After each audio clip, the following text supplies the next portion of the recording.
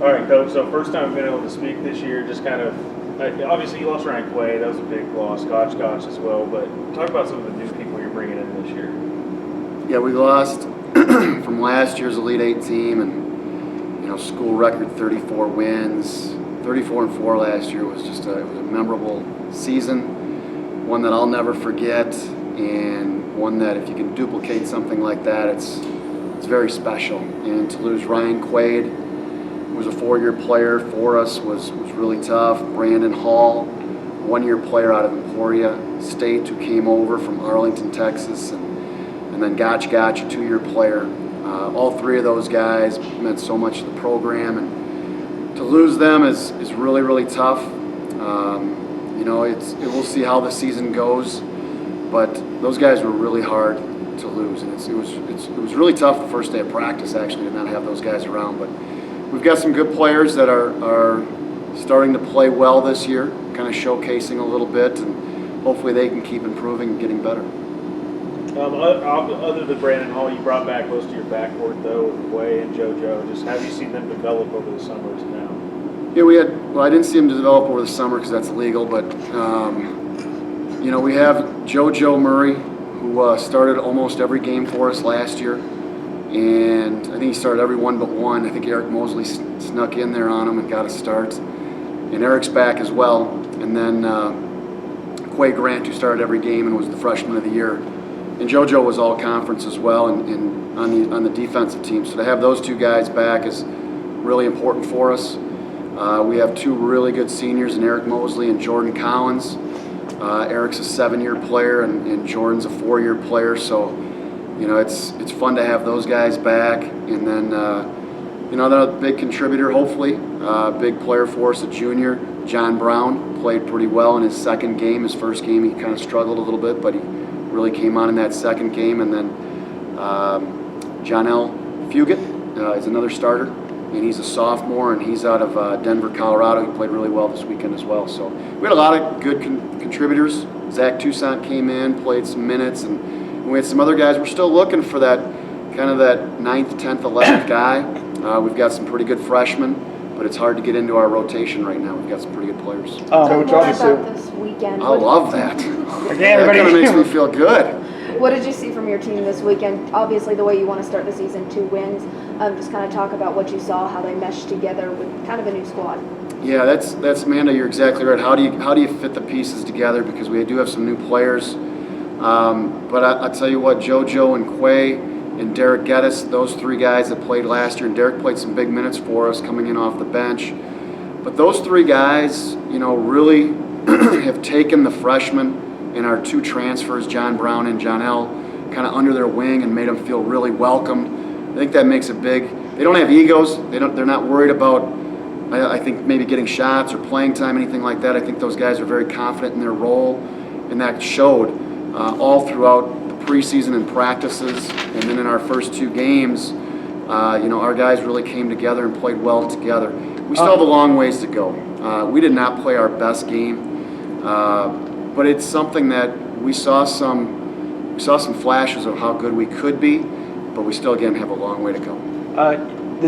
Your backcourt, you talked about the JoJo and Quay coming back and Derek, 3 guys. Is that kind of how you expect to carry the load this year? You got to feel good about what they did those 2 games on the road.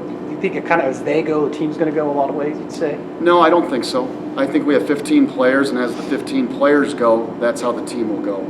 I don't think it's ever one player. I don't think it was Ryan Quaid last year. I don't think it was Brandon Hall. I don't think it was Gotch. I think it was all the players. But we do have some very good players. But whether you're scoring 25 points a game or you're scoring 2 points a game, you're just as valuable to us. It really doesn't matter. It's a team game. It's not an individual game. We're not playing golf, even though that could be a team game, I guess. But if you scramble or do something like that. But we're playing basketball, and we're playing, it's a team game, and some guys are going to get maybe the picture in the paper or some stats, but it's the little things that make a big difference. And John Brown played a good second game. His first game he was terrible, and Eric Mosley said he had stretches where he was really bad, and then he had stretches where he was really good. Same thing with all of our players, and it takes a team. I've got some great coaches, and Coach Henderson and Coach Gove, and those guys got them ready for this weekend. It's always hard to get players ready for that first weekend because you really don't know what the other team has. You can look back at what they did last year and who they have returning, but it's tough going into those first 2 games. But Coach Gove and Coach Henderson did a great job getting the squad ready to go. Coach, obviously when you lose a couple of key players, the game plan might change if they're a facilitator, if they're a scorer, and you have new players. Did the game plan from last year's great season change this year in terms of what particularly you were focusing on in games? That's a great point. I think that's a good way to put it. You know, JoJo and Quay had major roles last year, but you know, now this year JoJo's kind of led us in scoring a little bit, but that's not going to happen every night. But those 2 guys now are getting a lot more attention, okay? And Quay got a lot of attention at the end of the year, which kind of freed up Gotch and Brandon Hall and Ryan and some others.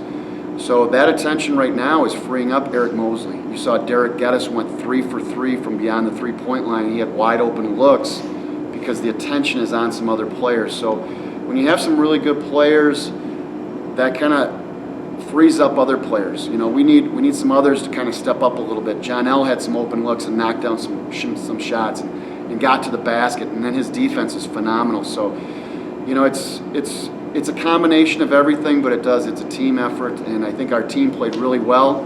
You know, we could have easily lost that first game. We could have lost the second game, but we were lucky enough to come out with 2 wins against 2 really good teams. I think Lincoln Memorial will be right there competing at the Elite 8, possible national championship. Now the ball has to bounce their way, and they have to get by some really good competition. They're down there with Queens, who was out at the Elite 8 last year. But it's something that, you know, there's some really good teams in our league too. St. Edwards, Tarleton, Commerce, Angelo's going to be tougher than nails. So it's going to be a fun ride. I think we have an exciting team. Hopefully people can come out and watch us play this weekend. Since you've been at WT, have you had a rotational player as big as John Brown, like that height and size? No, we had, you know, it's size-wise, he's probably our tallest player that we've had. You know, weight-wise, he is not our heaviest player. I think we've got a couple guys on our team right now that are heavier than him. But it really doesn't matter how tall you are, how much you weigh. It's how big you play and what you can do for others to get them, you know, to play well. John had a nice little dump down. You know, our tallest guy had a nice little dump down to our littlest guy, or I shouldn't say littlest, but our smallest player in Zach Toussaint. He got his first bucket, I think, on a cut to the basket and a little lay-in. And then Zach knocked down some threes for us as well. So, you know, to get that first bucket to go, to see it go through the net for him, I think was big, and John was a reason for that. Offensively, do you, like, when he's in the game, do you change anything up? Because last Yeah, year, everything goes to him. We shut down, and it's one-on-one, and that's it. No, it's, you know, we're still going to play basketball, and he's got to fit in around us in the way that we play. But we're counting on him. The guys are counting on him, and when they have to come over and help, you know, somebody had a nice little dump down. I think it was either Quay or JoJo. Might have been John L. And John had a nice dunk in that second game, and that kind of gets him going, gets the rest of the team going. So, you know, he's a big part of it. He needs to rebound, play defense. He's got really pretty good offensive skill set, but, you know, it takes time to kind of mesh in with the team. Talk about the home opener this weekend. Home opener is this weekend, and it's against Adams State. It's a 4 o'clock tip, 4 o'clock, so if, you know, kids, if you can sneak out of school and get down here for that game, you know, my kids I might have to write them a pass to get out of school early.